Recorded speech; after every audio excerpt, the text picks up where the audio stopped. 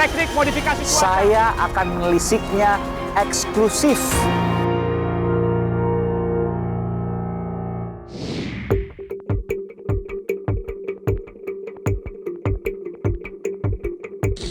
Dan saudara, saya mencoba untuk masuk ke dalam, saya ingin mengetahui bagaimana kemudian kondisi di dalam.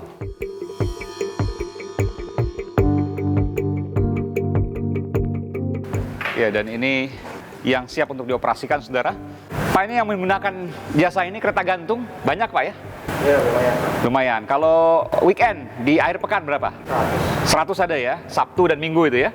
Kalau di hari biasa, satu hari berapa? Ya, 10 ya, sekitar 10 ya, satu hari ya. Berapa tiketnya satu orang?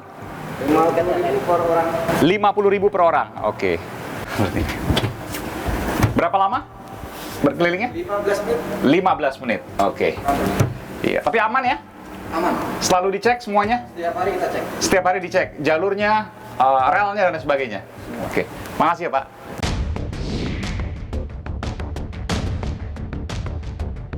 Dan saudara, ketika saya turun dari kereta gantung, wahana kereta gantung, saya menemukan wahana yang memang tidak terawat, tidak digunakan, apapun bahasanya. Anda bisa melihat ini debu luar biasa. Bahkan ada sarang laba-laba di sini ya. Saya tidak tahu apakah akan dipugar atau seperti apa, tentu ini menjadi pertanyaan juga. Saya akan wawancara nanti Direktur Utama Taman Mini Indonesia Indah. Ikuti saya.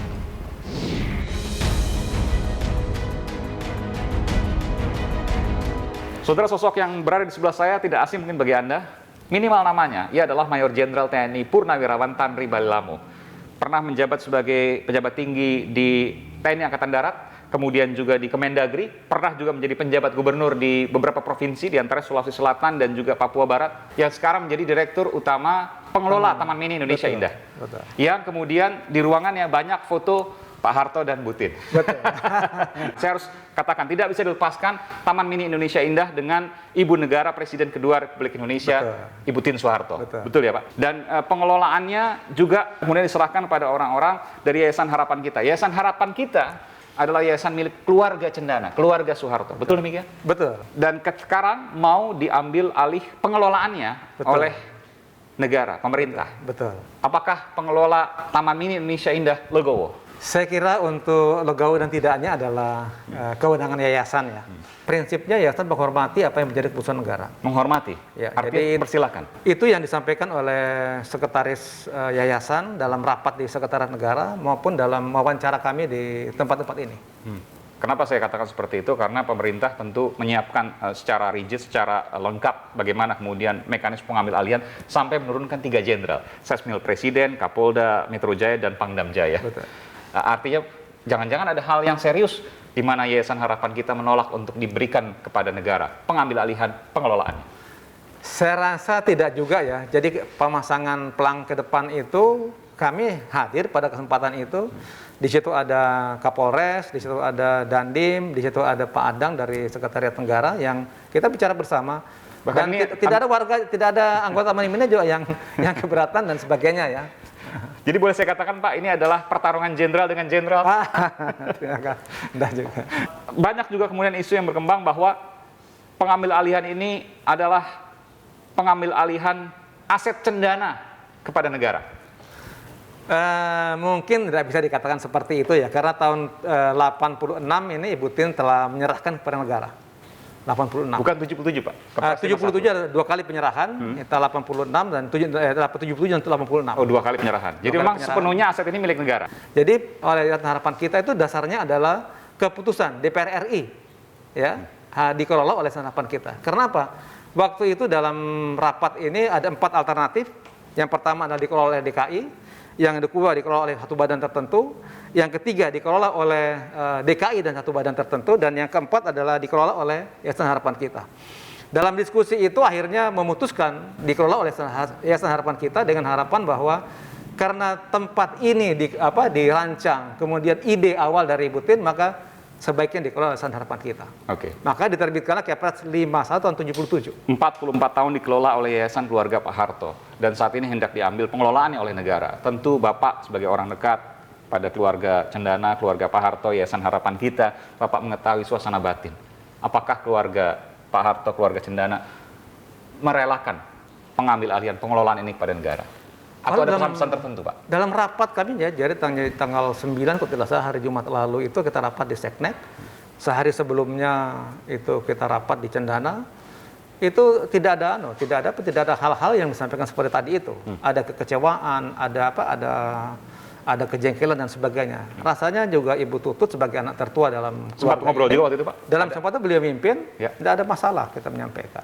Apa yang disampaikan Mbak Tutut waktu itu? Jadi beliaunya melihat kita bicarakan bersama bagaimana proses lebih lanjut tentang hal ini semua. Artinya boleh saya kemudian simpulkan bahwa sesungguhnya memberikan pintu untuk terbuka Oh iya bisa, terbuka untuk menindaklanjuti tentang hal ini semua. untuk menindaklanjuti pengambil alihan pengelolaannya. Betul. Saya dengar rugi, Pak, 40-50 miliar setahun.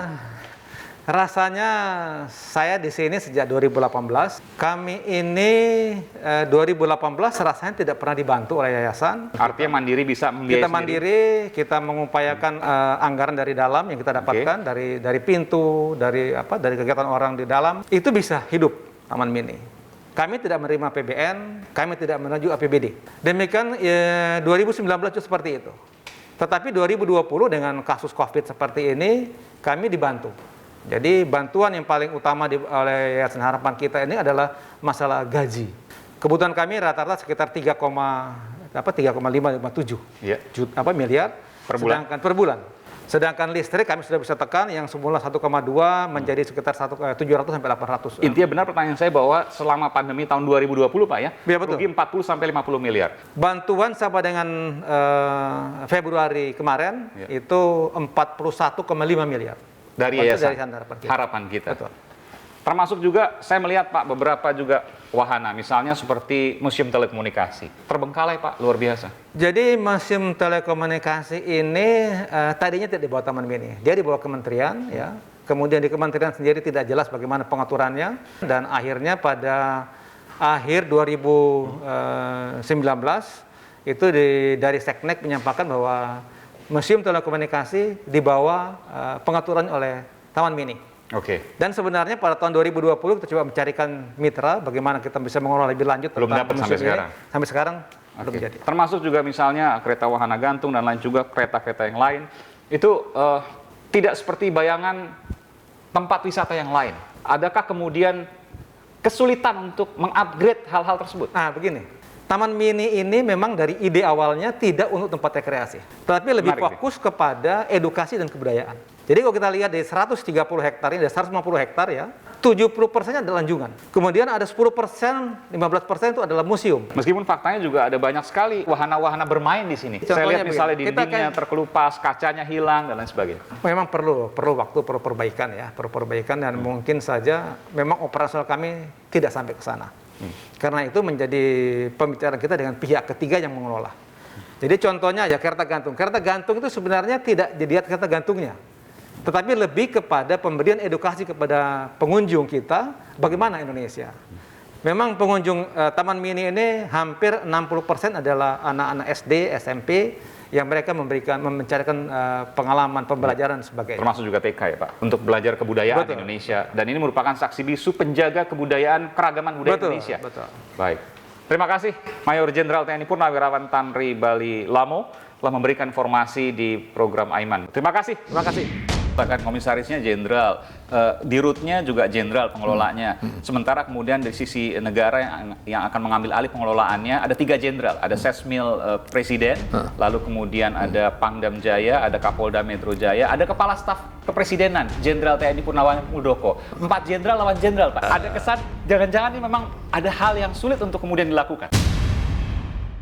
Teknik modifikasi cuaca. Saya akan menelisiknya eksklusif